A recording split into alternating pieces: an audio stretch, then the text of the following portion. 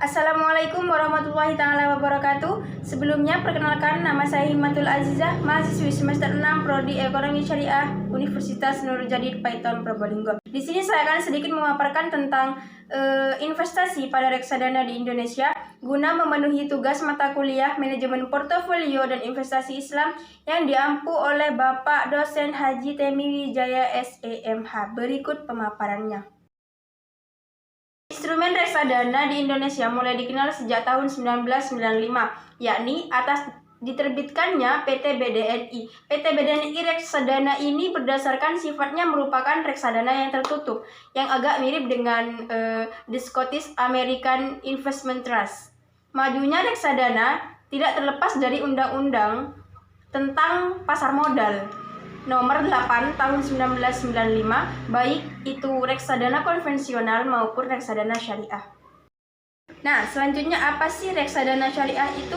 Reksadana tersusun dari dua konsep kata, yaitu satu reksa, yang berarti jaga atau pelihara, yang kedua yaitu dana. Dana artinya uang. Nah, dapat disimpulkan bahwa di sini reksadana adalah sekumpulan uang yang dijaga atau yang dipelihara, seperti itu. Reksadana di sini merupakan sebuah wadah yang dapat digunakan dalam kegiatan menghimpun dana masyarakat yang selanjutnya akan diinvestasikan dalam portofolio efek oleh manajer investasi sebagai pengelola. Sedangkan pengertian mengenai reksadana syariah itu sendiri yaitu reksadana yang dijalankan menurut prinsip-prinsip syariat Islam, baik itu akad, seperti itu. Selanjutnya yaitu prinsip dalam reksadana syariah.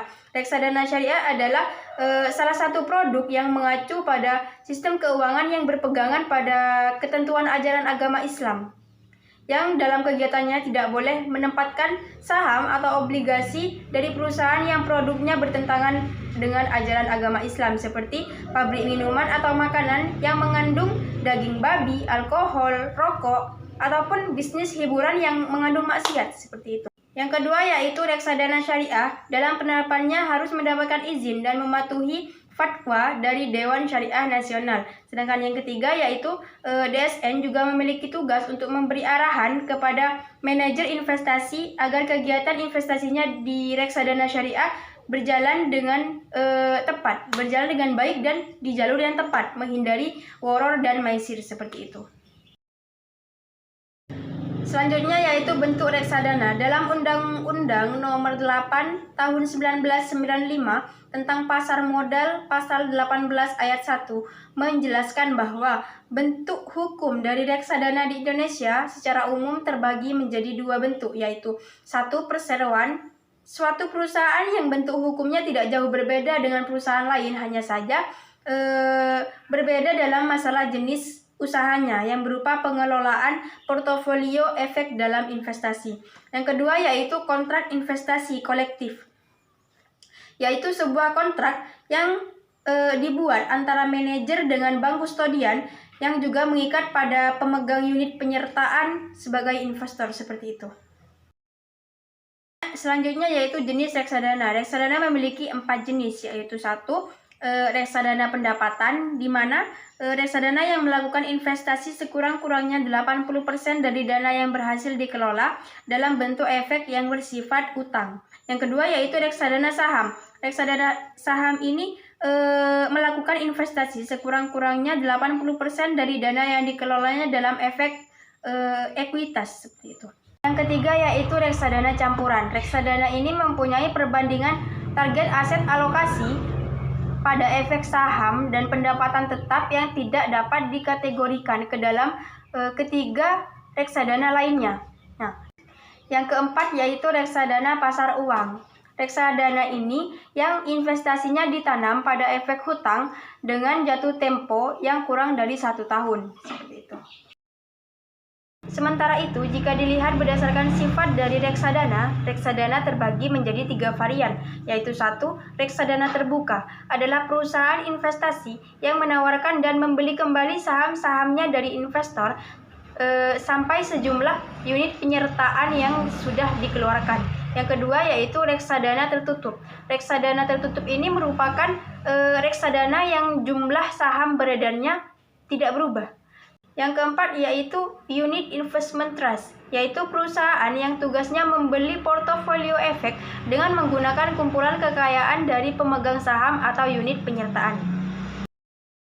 Nah, adapun operasional dalam reksadana syariah terbentuk dari satu, kegiatan antara pemodal dan manajer investasi yang dilakukan dengan sistem wakalah. Nah, manajer investasi menggunakan akad wakalah, yakni dimaksudkan untuk menjadi wakil demi kepentingan dan atas nama investor. Nah, yang kedua yaitu kegiatan antara manajer investasi dan pengguna investasi dilakukan menggunakan akad mudharabah. Dalam hal ini, manajer investasi bertindak sebagai mudharib dalam akad mudharabah, namun tidak sebagai mudharib murni karena reksadana syariah menempatkan kembali dana ke dalam kegiatan emiten melalui pembelian efek syariah seperti itu.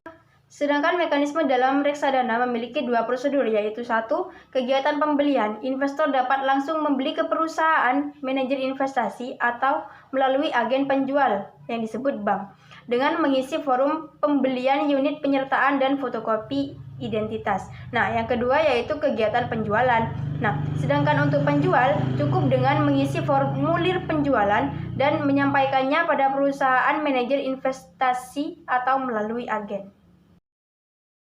Nah, di sini masih terdapat kendala-kendala dalam pengembangan reksadana syariah sehingga akan berdampak kurang maksimal dalam upaya menghimpun dana dari masyarakat untuk melakukan investasi di reksadana syariah. Di antaranya yaitu satu, pengetahuan masyarakat yang minim atau belum dikenalnya produk investasi berbasis syariah dalam bentuk reksadana di beberapa daerah. Nah, yang kedua yaitu minimnya instrumen pembiayaan di pasar modal sehingga sulit bagi investor untuk untuk menginvestasikan dana. Nah, yang ketiga yaitu dualisme sistem dalam reksadana di Indonesia. Nah, berdasarkan kendala-kendala tadi, maka perlu adanya strategi khusus untuk mengembangkan reksadana syariah.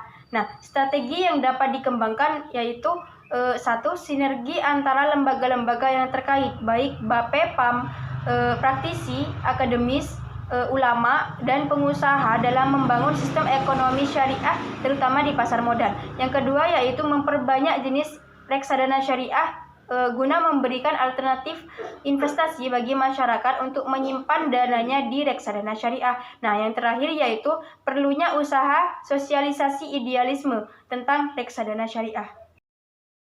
Mungkin hanya ini yang dapat saya sampaikan, kurang lebihnya saya mohon maaf. Wassalamualaikum warahmatullahi wabarakatuh.